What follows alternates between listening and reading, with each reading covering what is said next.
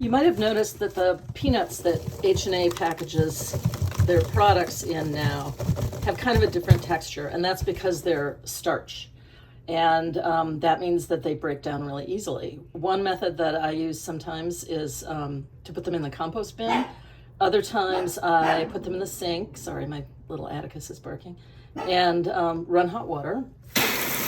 And they break down really fast. As you can see, they're already starting to get mushy. The paper that they wrap around the bottles, I use to line the little pail on my counter that I use for kitchen scraps before I put those in compost. Makes it a lot easier to empty that bin, and also keeps those out of the waste stream or the recycling. I mean, I'm in Chicago and I'm never really sure whether they recycle anything. So I'd rather compost if I can.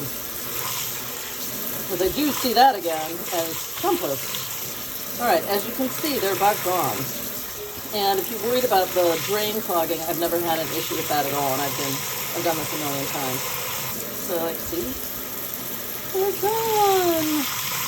I do run hot water for a minute, not a minute, 2 seconds after the last one has disappeared, just to make sure I flush them through. But yeah, easy, huh? And they don't go in the landfill.